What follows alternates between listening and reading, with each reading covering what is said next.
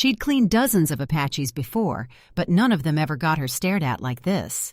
The air inside the maintenance hangar at Fort Liberty was thick with the usual scent of oil, hot metal, and whatever old RB tune the radio managed to hum in the background. Alyssa Warren's gloves were already dark with grease, but she didn't mind. There was something satisfying about the way the rag moved in smooth, circular patterns over the long steel housing of the M230 chain gun. Clean metal was predictable. The world outside? Not so much. She liked her world this way. Tools laid out neatly on her rolling cart, maintenance checklist clipped in place, no one breathing down her neck, just her and the Apache. That is, until the sound of boots interrupted the calm. They weren't the usual shuffle of mechanics. These were sharp, purposeful, the kind of steps that came with rank. Alyssa didn't look up right away. She flipped the rag to a clean corner, kept her motion steady, tried not to react. She already knew who it was before he spoke. "Afternoon, Warren," came a voice with a lazy drawl behind it. Not rude, just efficient, like a man used to being obeyed. "Afternoon, sir," she replied, not lifting her gaze. "Just wrapping up the cleaning cycle on this one." "Mm-hmm." His boots moved closer. She heard the clipboard hit the workbench nearby, but after that, nothing. No pen scratching, no footsteps, just stillness. Curiosity won out. She glanced up. Chief Warrant Officer Nathan Briggs wasn't looking at the Apache's cannon. He was staring directly at her left arm, just above the elbow, where the rolled sleeve of her coveralls revealed a patch. Faded black eagle wings wrapped around a lightning bolt over a dark mountain. The edges were frayed from time, the thread dulled from washes and work. She'd sewn it on herself, 2 years ago, after finding it in a box of her Uncle Jeremiah's things. It looked cool, that was all. At least that's what she'd always told herself. Briggs's hand was frozen halfway to his clipboard. His eyes were locked on the patch like it had whispered his name. "Where'd you get that?" he asked. Alyssa blinked. "The patch? My uncle's. He served in Afghanistan. Why?" Briggs stepped closer. "What was his name?" "Jeremiah Warren. Did 2 tours back in the early 2000s. Died 6 years ago." The way he stared made her uneasy. His jaw worked like he was chewing something sour. "That insignia," he finally said, voice quieter now. "You don't see it around. It's from a unit that got deactivated. Officially, anyway." Alyssa's brow furrowed. "Deactivated?" "Yeah. Officially, they never existed." He leaned one hand on the bench. The way he said it made the hairs on her neck rise. "Who gave you permission to wear it?" "It's just a patch," she replied, straightening. "Didn't know I needed clearance for something personal." Briggs exhaled, not quite a laugh. "You might be surprised." Silence stretched between them, long enough that she could hear the crackle of static on the radio again. She reached over and shut it off. The silence that followed was worse. "If you've got something to say, sir, say it." For a second, he looked like he might. His mouth opened, then shut again. Without another word, he grabbed the clipboard, scribbled something at the bottom of the form, and set it down with more force than necessary. He turned and walked off, never looking back. Alyssa stared at the doorway he'd exited through, the rag still in her hand. She wasn't one to read too deeply into things, but she'd been around long enough to recognize the look on Briggs' face. That wasn't curiosity. That was recognition. And something like fear. She glanced down at the patch. She'd never thought to ask her aunt more about it. Never wondered why it was stored separately from the other medals and pins. Uncle Jeremiah had always been proud of his service, but like a lot of vets, he didn't talk much about it. If it was some rare unit's insignia, so what? That didn't change what it meant to her. And yet, the way Briggs had looked at it, it wasn't going to leave her mind anytime soon. She finished logging the maintenance check, cleaned up her tools, and moved her cart toward the next Apache in line. But as her boots echoed on the concrete floor, her thoughts weren't on hydraulics or part numbers. They were stuck on the exact moment Briggs's eyes had locked onto her arm, like the patch had spoken.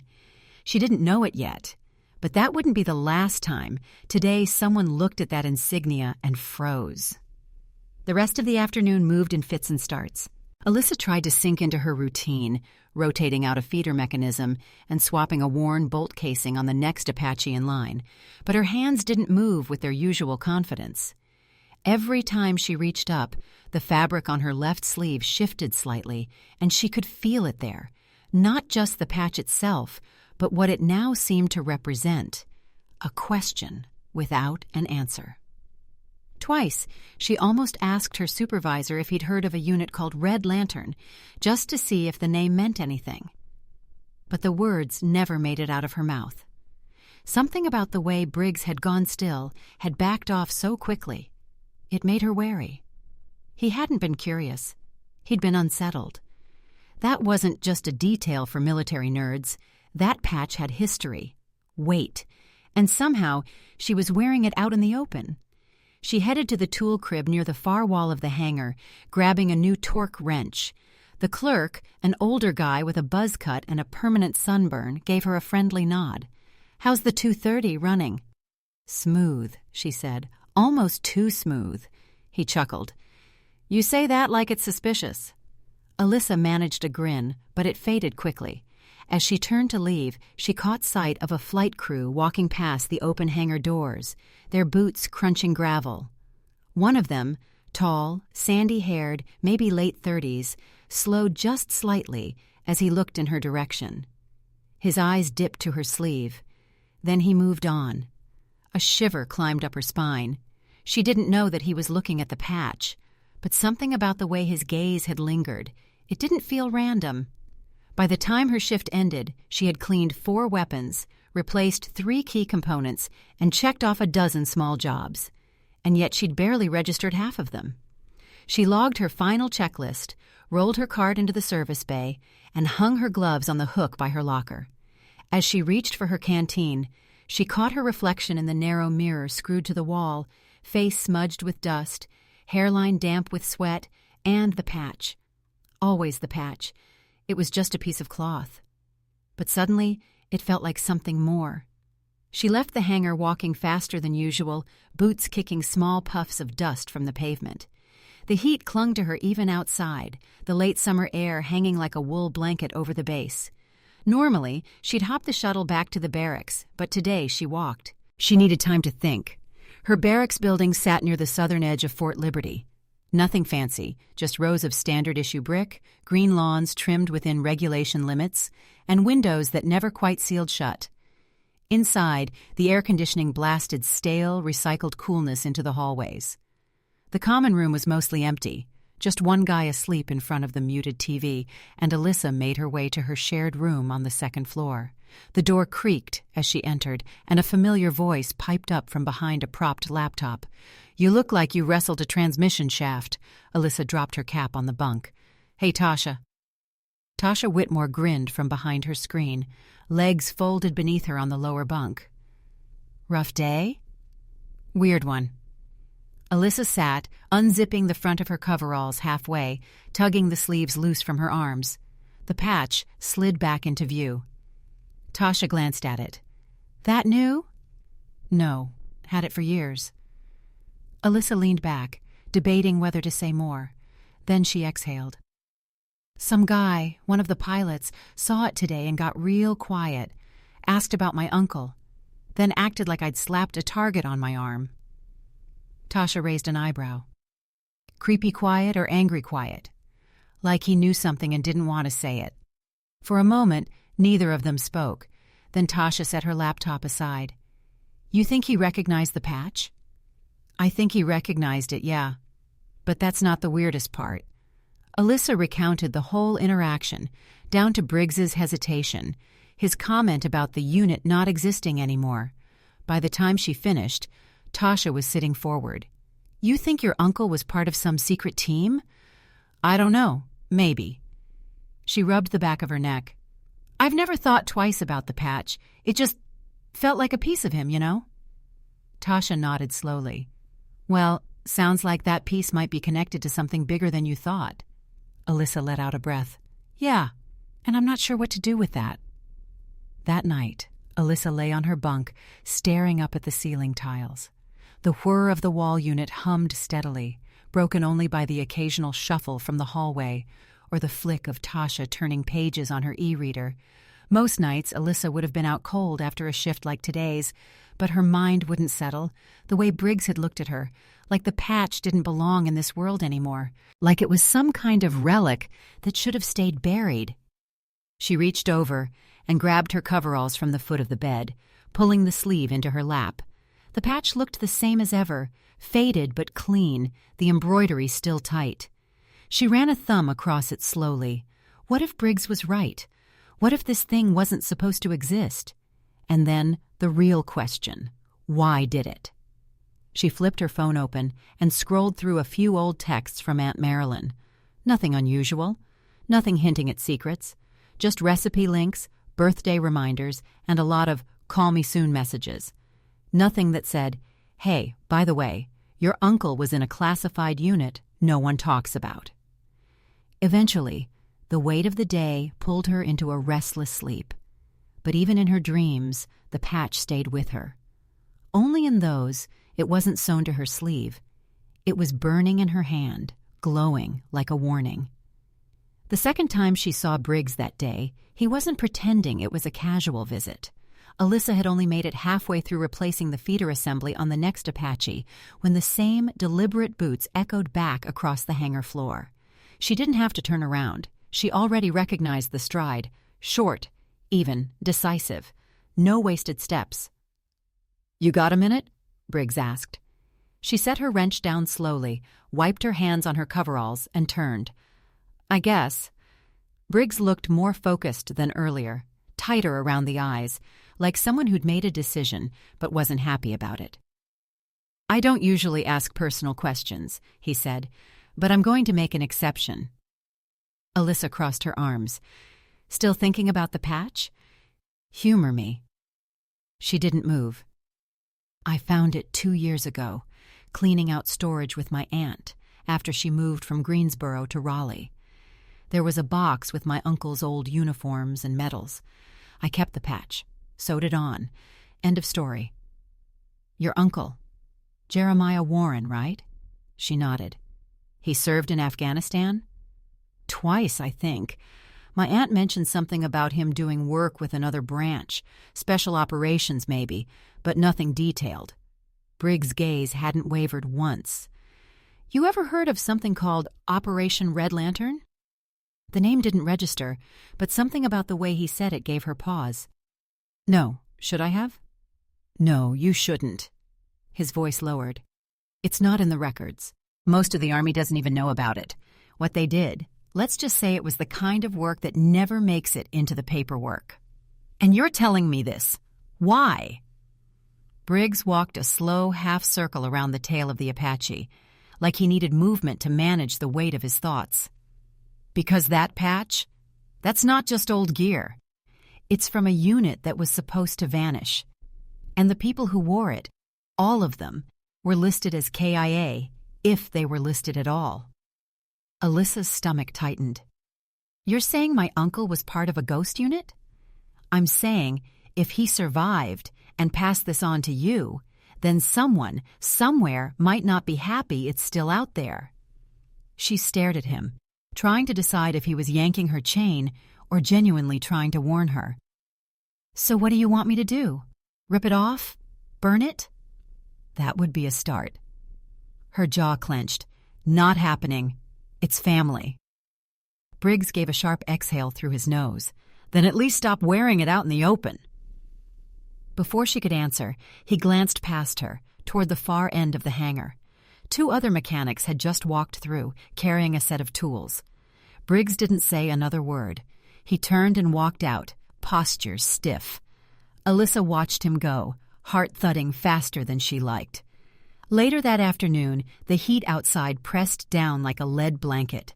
She had switched over to inventory tasks, counting ammo belts in foam-lined crates near the loading bay. She'd almost settled back into a rhythm when voices drifted in from outside, one low and hard to catch, the other unmistakably Briggs's. "Told you I saw it myself," he said. "Left arm, coveralls, same eagle, same bolt." A second voice replied, sharp and skeptical. "You sure? Could be a copy. Plenty of surplus floating around. Not this one, Briggs snapped. It's not from a flea market. If she's wearing it, someone gave it to her. For a reason. Alyssa froze, fingers still on a metal latch. You think she knows what it means? The other man asked. No, Briggs answered without pause. She looked confused. But that doesn't matter. If the wrong person sees it... Should I file it? The man interrupted. Not yet, Briggs replied, softer now. Let me talk to her again. But if she won't listen, it's your call. Their voices trailed off. She stayed frozen a moment longer before straightening up, heart thudding. That wasn't a casual conversation. That was protocol talk. She was no longer just a mechanic who'd made an odd choice in accessories. Back in the barracks, the air conditioning blasted as usual. The smell of floor polish mingled with the faint aroma of microwave popcorn. Her roommate, Tasha, looked up from a magazine on the lower bunk. You look like you just walked through a conspiracy. Alyssa dropped her bag on the floor. I think I did. Tasha set the magazine aside. What happened? She told her. Everything. From the first encounter with Briggs to the overheard conversation. She even mentioned the strange phrasing, if the wrong person sees it, and how it hadn't sounded like an empty threat. When she finished, Tasha sat back and let out a low whistle. That's not paranoia, that's weird. Exactly. You think this guy's just being dramatic? No, I think he's holding something back. Tasha frowned. You ever ask your aunt about it? Not really. It never seemed important. Well, maybe now it is. Alyssa nodded slowly. I'll call her after chow. The base mess hall wasn't exactly relaxing that night. Every clang of a tray or scrape of a boot made Alyssa flinch a little harder.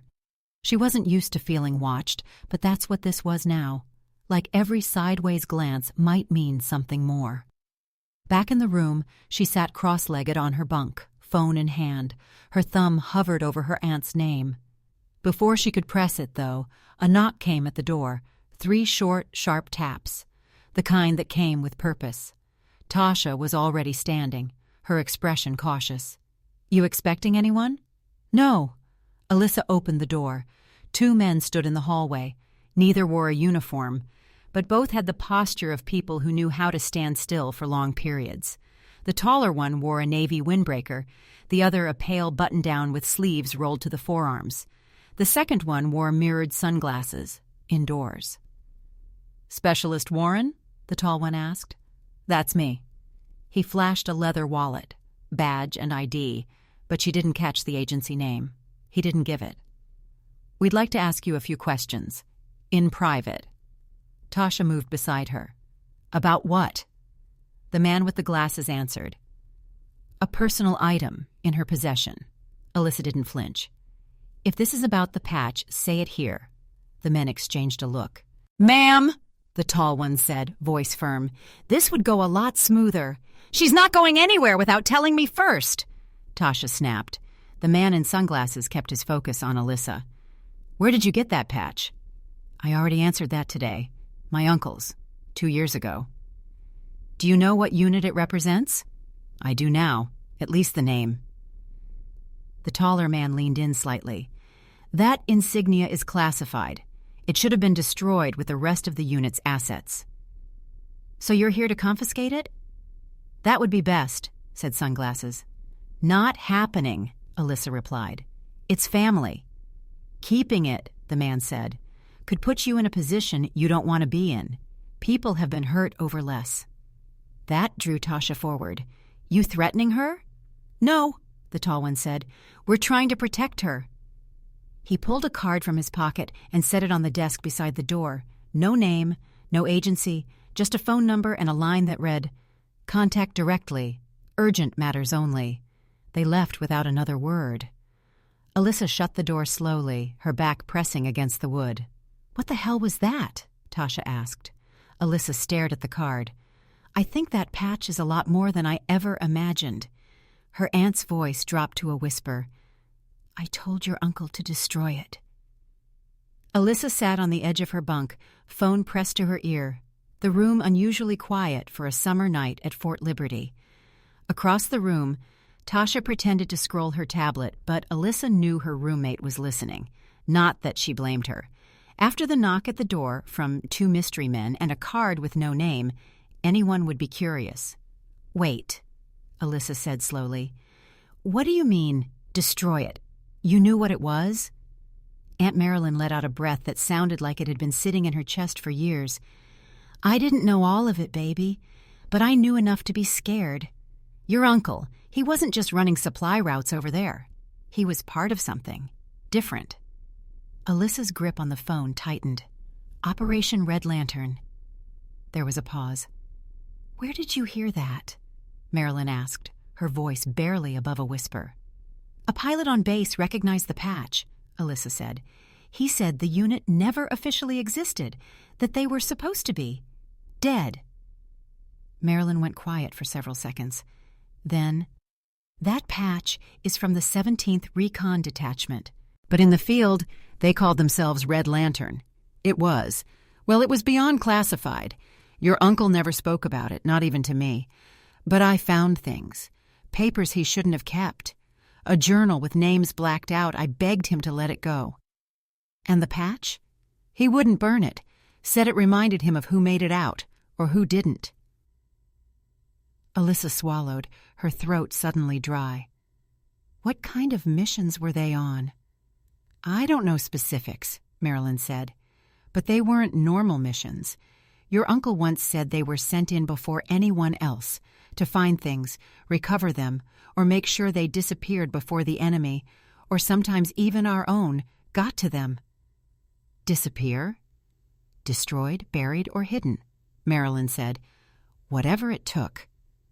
Alyssa looked down at the coveralls folded next to her. The patch was still visible, its black threads stark against the olive fabric. "So, why would someone care that I'm wearing it now?" "Because it's proof," Marilyn said. "Proof the unit existed, that someone survived. People have spent years trying to erase it. And now 2 strangers showed up at my door asking for it." "I told him this might happen," Marilyn whispered. "I told him." "Why didn't you tell me?" "I thought if you didn't know, no one else would. I didn't want to drag you into it." Alyssa leaned her head back against the wall, eyes closed. "It's too late for that." They talked a few minutes more, mostly Marilyn repeating that Alyssa should get rid of it, destroy it, hide it, do whatever it took. But Alyssa couldn't bring herself to say yes. When she ended the call, Tasha finally spoke. "So, Briggs wasn't lying." "No," Alyssa said quietly. "And that patch? It's more than just an old piece of cloth. It's a threat." Tasha crossed her arms. "You think those guys who showed up today are going to come back?" "I don't know," Alyssa said, "but I don't think they're done." The next day, the tension around her didn't ease. Every glance felt weighted. Every question from a supervisor, every passerby in the mess hall, it all felt like veiled inspection. And then came the first sighting. She was walking back from the PX with Tasha when she noticed him, standing across the street, leaning against a lamppost, ball cap pulled low, sunglasses in place despite the shade. He didn't wave, didn't approach, just watched. "I think that's him," Alyssa said under her breath. Tasha didn't look. "The same guy from last night?" "Could be." "You sure?" "No," Alyssa admitted, "but I feel it." They turned the corner, quickened their pace, and entered the barracks without looking back. Inside their room, the air was heavier than usual. Alyssa sat down hard on her bunk. "So what now?" Tasha asked. "I don't know, but I don't want to wait around for the next knock on the door." Tasha nodded. "Then we find someone who knows more than your aunt." "Briggs? He seemed like he wanted to talk. I think it's time you let him."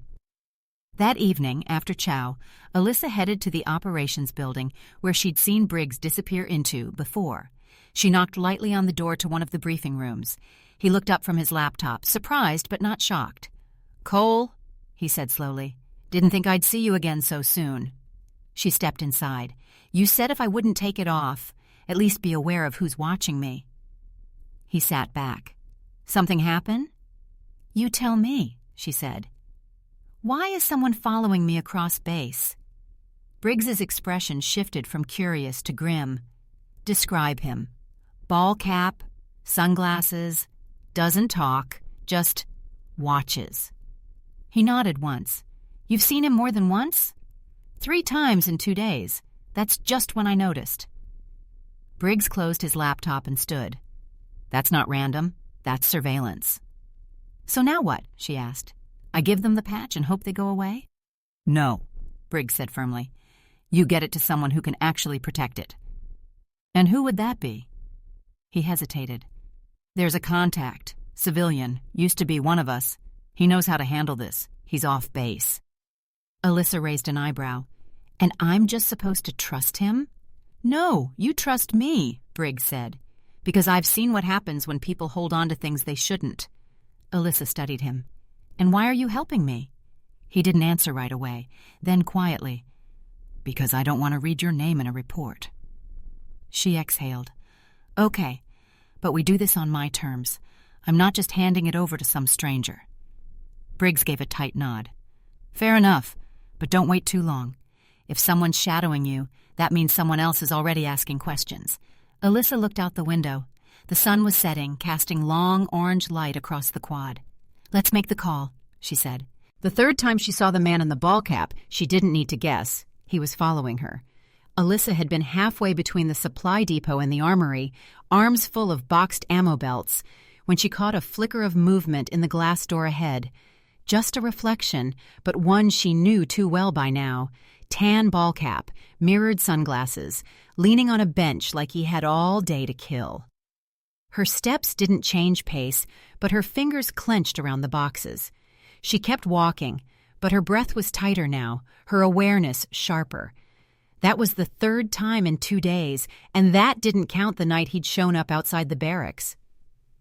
When she returned to the maintenance bay later that evening, she dropped the boxes a little too hard on the table. Tasha looked up from across the room, where she'd been sorting tools into labeled bins. You saw him again? Same guy, Alyssa said. Same hat, same glasses, different corner. Tasha swore under her breath, then straightened up. That's not random anymore. We need to talk to Briggs. What if he's part of it? Then at least we'll know, Tasha said firmly. But sitting here guessing doesn't help either. Alyssa hesitated for a second, then gave a nod. She was tired of waiting for the next knock, the next shadow behind the next corner. That afternoon, she found Briggs alone in a small conference room in the operations building. He looked up from his laptop as she stepped inside. Cole, he said, like he'd expected her. I'm not here to talk in circles, she said. I'm here because someone is following me. Briggs's chair squeaked as he leaned back. Describe him. Average height, tan ball cap, sunglasses. Likes to stand around pretending he's busy with his phone. His face darkened. You've seen him more than once? 3 times now, she said. That's just when I noticed. He shut the laptop. That's not good. You think it's connected to the patch? I think it's connected to Red Lantern. If he's following you and not approaching, that means whoever sent him doesn't want to make a scene. Yet. So what do we do? She asked. You still have the patch? She nodded. Then we move it. Quietly. Alyssa frowned. To who? I told you. There's someone off base. Civilian now, but he used to run in the same circles. He knows what Red Lantern was. He can keep it safe. And I'm just supposed to trust some guy I've never met? Briggs didn't smile. You'll trust him because I do, and because he's the only one who won't make it disappear into a black hole. Alyssa crossed her arms. You're serious about this? Very. She hesitated again, her thoughts running fast. If we do this, it's on my terms. That's fair. She looked toward the window where the evening light was starting to dip into amber. How soon? Tonight, Briggs said. We don't know how long your shadow's going to wait. Alyssa turned back toward him. Then tell me the plan. They met after dinner, on the edge of the motor pool lot. Alyssa wore jeans and a plain hoodie. No base gear, nothing identifying. She'd removed the patch from her coveralls and stitched it onto the sleeve of her casual jacket instead. It felt strange, exposed like that, personal and risky at the same time. Briggs was waiting near the back entrance, his civilian truck idling quietly. "No uniforms," he said as she climbed in. "No delays. We go straight to the diner. My contact meets us there." They rolled through the base gates without issue. No tail, at least none Alyssa could see, but the whole ride out of Fort Liberty felt off. Streetlights blurred by, but her eyes kept flicking to the side mirrors. Every other car felt too close, every turn too slow. "Relax," Briggs said softly. "If they were behind us, we'd know." She didn't answer. They pulled into a faded diner on the outskirts of Fayetteville. The neon sign buzzed faintly above the door. Inside, it looked like a time capsule. Red vinyl booths, formica tables, a tired-looking waitress in a red apron who barely looked up as they walked in. They chose a booth near the window, ordered nothing. "His name's Stephen Caldwell," Briggs said. "Used to be recon. Got out before things went sideways." Alyssa nodded, trying to keep her breathing steady. 10 minutes passed, then 15. Finally, the bell over the door chimed. A tall man stepped in, late 40s, salt and pepper hair, plain brown jacket. He didn't come straight over. He took a slow lap, glanced at the specials board, then approached. "You have it?" he asked, voice low and firm. Alyssa nodded, but didn't move. "Before we get to that, who exactly are you?" Caldwell met her gaze evenly. "I wore that same patch. Different op, same unit. I got out before it all burned." Briggs motioned for him to sit. "Let's not draw attention." Caldwell slid into the booth and looked at the patch on her sleeve. "That right there," he said softly. "Some people would pay a lot of money to see it disappear." "And others?" Alyssa asked. "They'd do worse," he said. "I'm not one of those. I just want to make sure it ends up where it can't be used." She didn't move yet. "I don't know you," she said.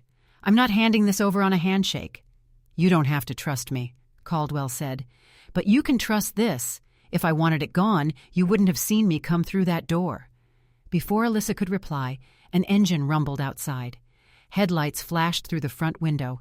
A black SUV rolled slowly past, its windows tinted deep. Briggs' posture changed instantly. "We've got company." Caldwell didn't look. "Did they follow you?" "Not sure," Briggs said, "but I've seen that vehicle before, on base." Alyssa's stomach flipped. Caldwell gave a quick nod. "Change of plan. Slide it over." She hesitated, then pulled her arm from her sleeve and slid the patch across the table. Caldwell took it quickly, tucked it under his jacket, and stood. "I'll go out the back. You two wait 5 minutes, then leave normal. Nothing suspicious." He disappeared down the hall without another word. Outside, the SUV had parked near the alley. Briggs tapped the table once. "Don't move," he whispered. They waited in silence. The clatter of dishes and hum of conversation around them felt 1,000 miles away. 5 minutes had never passed so slowly. Alyssa looked out the window, heart racing. Caldwell was gone, and not because he wanted to be. The booth felt suddenly too exposed. Outside, the black SUV idled at the curb, its engine humming like a warning. The lights inside the diner flickered slightly, catching the sheen of sweat forming on Briggs's brow. "He's not coming back," Alyssa said, her voice tight. Briggs didn't argue. He was already standing, scanning the alley through the side window. "Come on." They slipped out the front, walking slow, deliberate, like they were just another couple of late-night diners. No rush, no panic. But every step felt heavy. Alyssa's ears buzzed with static she couldn't place. Her body coiled like it expected the SUV's doors to open at any second. They rounded the corner, stepping into the narrow alley behind the diner. The acrid scent of burned rubber hit her first, followed by the sight of skid marks slicing out into the street. A discarded coffee cup lay on its side near the wall, still dripping. Alyssa crouched to pick it up, her breath catching. He was here. Briggs's voice was grim. And now he's not. She turned toward him. "You think they took him?" "I think they decided they'd waited long enough." A cold knot settled in her stomach. "So, they have the patch now?" Briggs hesitated, then nodded. "Most likely." She dropped the cup into a nearby trash can and stepped back into the lot. Her eyes traced the tire marks again, as if she could will them to give up a direction, a clue. "All of this," she said quietly. "For nothing?" Briggs turned to her, his expression sharper than she'd seen before. "Not nothing. You learned something tonight." Alyssa met his eyes. That my uncle's past was real? That some truths are worth enough to make people disappear. They walked back to the truck in silence. Inside, the cab felt colder than the night air. Briggs didn't start the engine right away. He sat there, hands on the wheel, staring at the windshield. Alyssa watched the glow of the diner fade in the side mirror. Why would they care so much? It's just a patch. "In the right hands," Briggs said slowly, "it proves everything they've spent years denying. Red Lantern existed, that someone got out, that the operation wasn't clean." She leaned her head back, tired beyond the physical. "So what now? I pretend none of this happened?" He started the engine, pulling onto the empty road. "That's your call. But I'll say this, there are plenty of people who'd rather forget. The world has enough of them already. We need the ones who don't." Alyssa didn't answer. Not yet. By the time they reached base, the night had grown quieter. The guard at the gate barely glanced at them. Briggs dropped her off behind the motor pool and gave a last warning before she stepped out. "Keep your head down for a while. No more patches. No more surprises. And if you see that SUV again, call me first." She nodded, then walked toward the barracks. Tasha was waiting in the common area pacing. "You okay?" Alyssa dropped her jacket onto the bed, the empty sleeve looking like a scar. "I'm fine, but things are different now." Tasha frowned. "Different how?" Alyssa sank into the bunk. "Because I know. And once you know, you can't unknow. You either live with it or do something about it."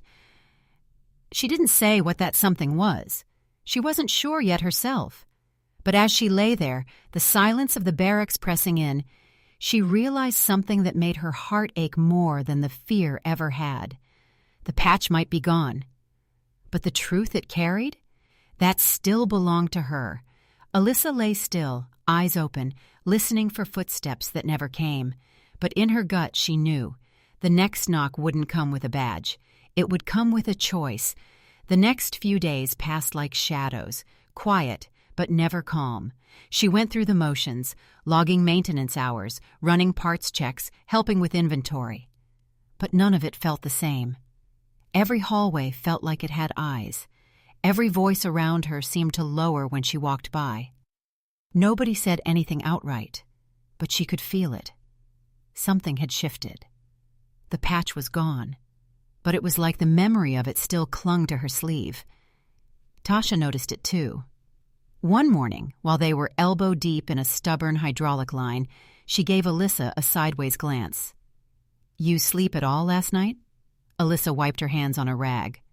"Some." "You ever think about talking to someone, like, officially?" Alyssa shook her head. "What would I even say? Hey, I almost handed off a classified emblem from a ghost unit, and the guy got snatched outside a diner. Also, someone in plain clothes told me to burn it." "That won't raise any red flags at all." Tasha frowned but didn't push. That night, Alyssa finally made the call she'd been putting off. Aunt Marilyn answered on the third ring. "Hey, baby, everything okay?" "Yeah, just needed to talk." A long pause followed, then a soft breath. "You talked to someone, didn't you?" Alyssa nodded, even though her aunt couldn't see it. "Someone who said Uncle Jack's patch wasn't just some old emblem." Her aunt sighed. "I hoped it wouldn't come back around." "Why didn't you tell me?" "I didn't want it hanging over you. Jack kept it hidden for a reason. That world, it wasn't kind to the people inside it." "He was part of Red Lantern, wasn't he?" Another pause. "Yes." Alyssa's grip tightened on the phone. "I thought I knew him." "You did," Marilyn said gently. "The version he let the world see. But there were parts of him that never came home. That patch, it was one of the few things he couldn't let go of. He must have known it would cause trouble." "He did." but I think he hoped no one would notice, that the past would stay buried. Well, it didn't. No, Marilyn said. It rarely does. When Alyssa hung up, she sat on her bunk a long time. The room was quiet, her coveralls hanging neatly on the hook. Her sleeve was bare now, but her chest still felt just as heavy. The truth was out, but it hadn't given her peace, only questions. The next day, a small envelope showed up in her locker. No name, no sender, just her last name in block letters on the front. Inside was a single item, a faded photo. 3 men in fatigue stood shoulder to shoulder in front of a tattered U.S. flag, each of them wearing the same black eagle patch with the lightning bolt. The man in the middle was unmistakable. Uncle Jack, younger, smiling, looking straight at the camera. On the back of the photo, someone had scrawled 2 words in pen, "Still watching." Alyssa stared at it for a long time. Was it a threat? A warning? A promise? She didn't know, but one thing was clear. The past wasn't done with her yet. Sometimes the truth doesn't knock. It lingers. In a quiet barracks room, with only the hum of an overhead light and a faded photo in hand, Alyssa finally understood what it meant to carry a legacy. Not just one of duty and silence, but of identity. One worn openly on a sleeve and whispered about in shadows. What began as a simple patch became something much deeper, a door into the past that many had tried to seal. But history has a way of breathing through fabric, faces, and family, especially in the Black community, where so many stories are passed down not through books or medals, but through memory and survival. Alyssa's journey reminds us that what we inherit doesn't always come with instructions. Sometimes it's just a symbol, stitched by hand, left behind in a box, but it carries a weight no one warned us about. And yet, even when surrounded by fear, secrecy, and those who would rather erase the truth, she chose to stand in the storm, not run from it. Because dignity isn't loud, justice isn't always fast, and in a world quick to judge by appearance, especially those from the Black community, choosing to see someone fully, to listen before labeling, becomes an act of courage in itself. In that way, Alyssa's decision wasn't just about defending a patch. It was about honoring her uncle's humanity, asserting her own, and holding space for stories the world too often overlooks. The kind that live in quiet corners of the Black community, where resilience grows like roots beneath concrete. Her story echoes a simple truth. You don't have to shout to be brave. Sometimes it's enough to keep walking, even when the shadows follow, and to refuse to let silence rewrite what someone lived for. Because the real power isn't in the patch, it's in the person who refuses to let the past be erased. Like a porch light left on for a loved one who's late coming home, even the smallest act of remembrance can guide us through the darkest nights. And like Alyssa learned, once you carry the truth, it changes the way you walk. Not heavier, but with purpose. Take a moment, if you will, to think about the stories carried quietly in your own family, the old photos, the war medals, the names you only half remember. Maybe, just maybe, there's a legacy waiting to be understood. And if this story found a place in your heart, consider passing that warmth along. Share it with someone who might be wondering if their story, too, matters. Because it does. Every thread, every silence, every truth waiting to be seen.